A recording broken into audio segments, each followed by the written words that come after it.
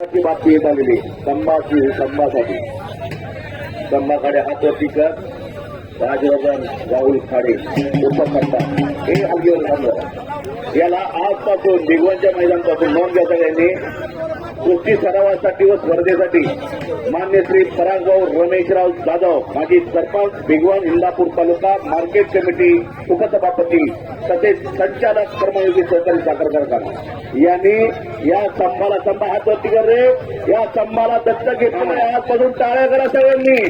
वेदिका वरात आलेली महिला मुलगी आखाडे रमेशराव जाधव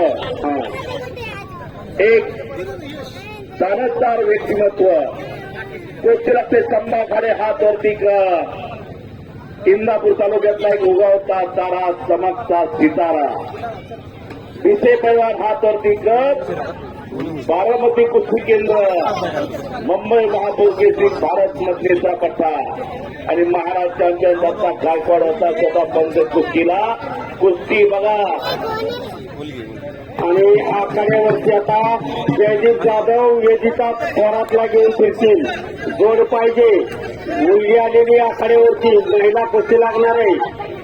हलगीवाले पुढे हलगीवाले कुस्ती बघा समोर एक चांगली कुस्ती सुरुवात झाली। या गावची सुपुत्र मान्य श्री रमेशराव जाधव माजी सरपंच भिगवण पाठीमागोबा संभाचा खर्च उचललेला पुरागादा कुस्ती आणि स्पर्धा हा संभा स्पर्धेतही चमकला पाहिजे। आपल्या इंदापूर तालुक्याचं नाव संपूर्ण देशात त्यांनी केलं पाहिजे। हाच अर्थाचा आणि हाच उद्देश माननीय श्री परागभाऊ जाधव साहेबांचा। खरोखर एक चांगला उपक्रम जाधव परिवारानं हाती घेतलेला। आज गरज आहे, काळाची गरज आहे। पहिला 10